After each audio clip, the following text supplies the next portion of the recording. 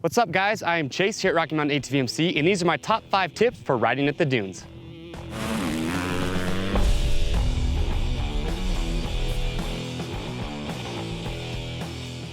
So if you've ridden at the dunes before, well, you don't need me to tell you just how much fun they are. I think they're an absolute blast. Really, I think it's something that every rider should experience. They're really just unlike anything else. And I've got 5 tips that I want to share with you to help get you and your bike ready so you can have a fun and safe trip to the dunes.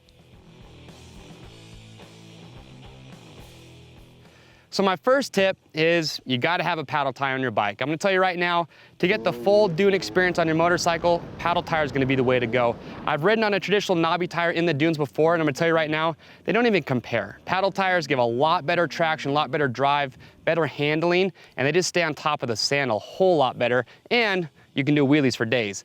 Now the one that I really like that I'm running right now, this is the STI Sand Wedge. The reason I like it is it has center ribs between the scoops, which just helps with straight line stability. It also just helps with cornering. So you gotta have a paddle tire on there. Now if you go to the dunes a lot, I always recommend just having a separate tire or a separate rim with the paddle tire mounted up on there. If you're like me, I don't like to change tires a lot, so it really is convenient just to have a separate rim and just have that tire ready to go. As far as the front goes, I honestly just run a soft intermediate front tire. You know, any really front tire is gonna get you by, and we do offer sand-specific front tires, so if you do want to take that route, you do have that option. But that's gonna be my first tip, is you gotta have a paddle tire on your bike.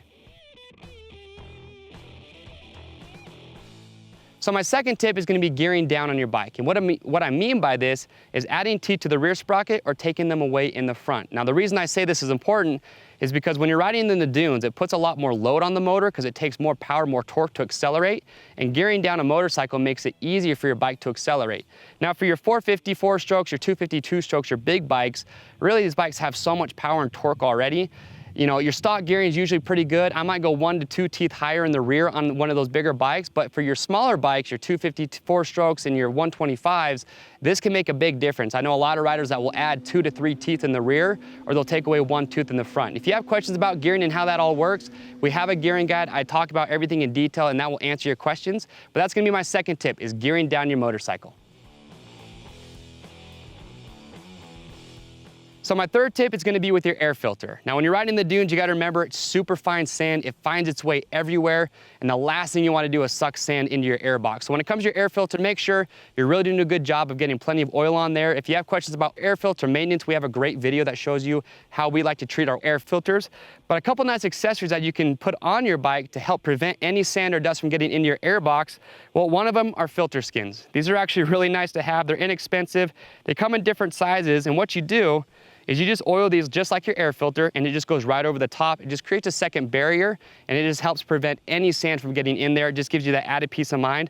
And what's nice is they come with multiple in a pack, so when one gets dirty, you can just take it off and put a different one on. So it really prolongs the time that you actually have to change out your air filter. So I always recommend, if you're gonna be in the sand or dunes, filter skins are a must-have.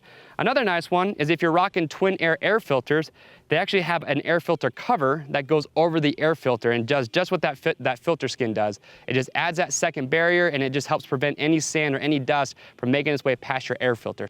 Now another little tip that I have for you is actually just taping off the holes in your AIRBOX cover. Yeah, you're gonna lose a little bit of airflow, but you're really gonna minimize the amount of sand that's gonna work its way in there. So if you wanna do that, that's another great option. But that's gonna be my third tip, is taking care of your air filter and preventing sand from getting into your motor. So my fourth tip, it's gonna seem like a no-brainer, but you gotta have a flag on your motorcycle. And I say this for 2 reasons. First, check your state and local laws, because it's most likely required that you have a flag on your bike. And the second is a huge safety factor. There's been a lot of accidents at the dunes that I've seen caused just because riders don't see each other. And a flag's gonna give you the best chance of being seen by other riders. So if you're coming up the face of a dune and someone's on the backside or vice versa, it's gonna give you the best chance of being seen and help prevent those accidents. So when it comes to your flag, if you go to the dunes often, a nice little accessory to have is our Tusk flag mount holder. It's a quick release, so it makes it super easy to get your flag on and off. Another cool one to check out is actually, it's called Zen x10, and that's a universal flag holder. And those are designed actually just to go on the rear fender of just about any motorcycle. So check those out, or if you just want a traditional flag, you can get that and go with that Tusk quick release mount holder. But either way, that's my fourth tip, is you have got to have a flag on your motorcycle. So for my fifth and final tip, it's gonna be all about safety. You're gonna have a really good time with the dunes, so you gotta make sure that safety is gonna be priority number one. And the first part of it is never ride alone. If you're out riding by yourself, it really doesn't take long. You can see just how big the dunes are behind me to become separated and secluded. And now if you have a bike problem or you got hurt, it's really difficult for friends and family to find you, and it could be hours before somebody gets to you. And when you are riding, you just want to be cautious of your surroundings. So when you're coming up a dune to the top of one or to a peak, you always want to know what's on the backside before you ride up over the top of it. I've seen a lot of accidents that happen and could be prevented if riders were aware of what was on the other side of a dune and they didn't go off a drop. And that leads me to my second part of safety, which is always have a spotter. If you're like me, a lot of riders come out here, they're looking for jumps because that's what they love to do. But jumps, you gotta have a spotter with those. A spotter, he's gonna stand at the top of a dune and he's gonna make sure the coast is clear. So he's gonna be checking the backside, and you never wanna go off a jump until your spotter gives you the thumbs up and you know the coast is clear. And if you're spotting for a friend, well, you wanna make sure that he sees you and that he knows exactly what's going on. Because you gotta remember, when you're going off a jump or your friend is, their focus is forward. They might not see you up at the top waving them down. So the best advice I can give you is if the situation becomes dangerous, do whatever it takes to make sure that that rider sees you. But that's gonna be my fifth tip, is never ride alone and always have a spotter. All right, guys, so those are my top 5 tips when it comes to riding at the dunes. Now, I do have one little bonus tip for you. Might sound simple, but just have lots of liquids. Whether you have a hydration pack on your back when you're out riding, or just make sure you have plenty of liquids at the truck. That's just another way to make sure your buddies and you are gonna have a good time, and you're also gonna be safe.